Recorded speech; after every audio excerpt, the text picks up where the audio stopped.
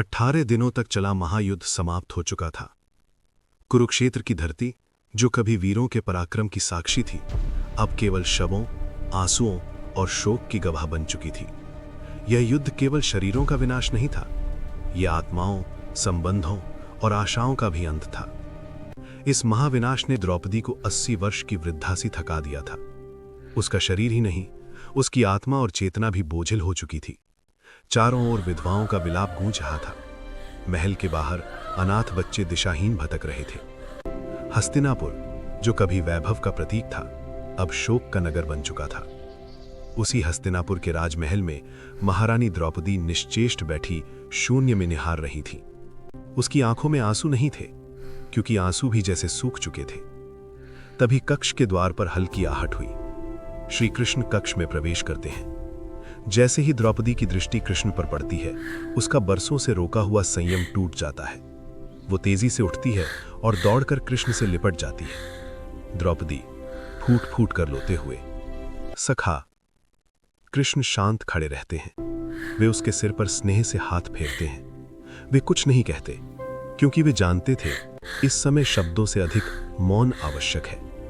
वे उसे रो लेने देते हैं। कुछ क्षणों बाद जब द्रौपदी का विलाप थोड़ा शांत होता है, कृष्ण उसे धीरे से अपने से अलग करते हैं और पास के पलंग पर बैठा देते हैं। द्रौपदी उनकी ओर देखती है। उसकी आंखों में पीड़ा, पश्चाताप और शून्यता का मिश्रण था। द्रौपदी कातर स्वर में, ये क्या हो गया सखा? मैंने तो ऐसा अंत कभी नहीं सोचा था। कृष्ण उसे शांत दृष्टि से देखते हैं। कृष्ण गंभीर और शांत स्वर में, नियति अत्यंत क्रूर होती है पांचाली। वो हमारे विचारों के अनुसार नहीं चलती। वो केवल हमारे कर्मों को परिणामों में बदल देती है। वे कुछ क्षण रुकते हैं, फिर आगे कहते हैं, तुम प्रतिशोध चाहती थीं और तुम सफल हुई द्रौपदी। केवल दुर्योधन और दुशासन ही नहीं, संपूर्ण कौरव वंश समाप्त हो गया। तुम्हें तो प्रसन्न होना चाहिए।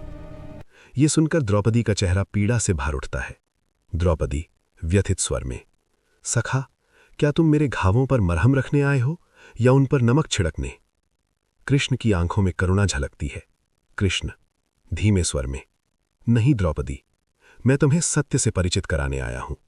हम अपने कर्मों के दूरगामी परिणाम पहले नहीं देख पाते, और जब वे सामने आते हैं तब उन्हें रोकने का कोई उपाय नहीं रहता। द्रौपदी का हृदय कांप उठता है। द्रौपदी कंपित स्वर में, तो क्या इस युद्ध की पूर्ण उत्तरदायित्व केवल मेरा है कृष्ण? कृष्ण हल्की मुस्कान के साथ सिर हिलाते हैं। कृष्ण, नहीं द्रौपदी, स्वयं को इतना महत्वपूर्ण मत समझो। किंतु यह भी सत्य है, यदि तुम अपने कर्मों में थोड़ी सी दूरदर्शिता रखती तो स्वयं इतना कष्ट ना पाती। द्रौपदी विस्मित होकर पूछती है, द्रौपदी, मैं क्या कर सकती थी सखा? कृष्ण की दृष्टि गहरी हो जाती है। कृष्ण धीमे किंतु स्पष्ट स्वर में, तुम बहुत कुछ कर सकती थीं। जब तुम्हारा स्वयंवर हुआ था, यदि तुम कर्ण का अपमान न करती और उसे प्रतियोगिता में भाग लेने देती तो संभव है परिणाम भिन्न होते। जब कुंती ने तुम्हें 5 पतियों की पत्नी बनने का आदेश दिया, यदि तुम उसे अस्वीकार करती तो परिस्थितियां कुछ और दिशा ले सकती थीं।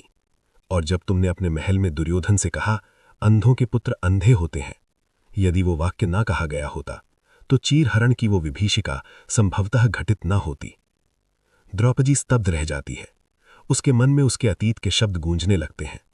कृष्ण आगे कहते हैं, कृष्ण, द्रौपदी, हमारे शब्द भी हमारे कर्म होते हैं, और हर शब्द को बोलने से पहले उसे तौलना अनिवार्य है, क्योंकि शब्दों के दुष्परिणाम केवल बोलने वाले को ही नहीं, पूरे परिवेश को दुख और विनाश में झोंक सकते हैं। कृष्ण खिड़की से बाहर देखते हैं, जहां शोक में डूबा हस्तिनापुर दिखाई दे रहा था। फिर वे द्रौपदी की ओर देखते हैं, गंभीर स्वर में, इस संसार में केवल मनुष्य ही ऐसा प्राणी है जिसका जहर उसके दांतों में नहीं, उसके शब्दों में होता है। इसलिए पांचाली, शब्दों का प्रयोग सदैव सोच समझ कर करो। द्रौपदी की आंखों से फिर आंसू बहने लगते हैं, किंतु इस बार वे केवल पीड़ा के नहीं थे, वे समझ के आंसू थे। उसने अपने सखा की ओर देखा और पहली बार उसके हृदय में प्रतिशोध नहीं, केवल शांति का जन्म हुआ। चैनल को लाइक एंड सब्सक्राइब, वीडियो को शेयर करें।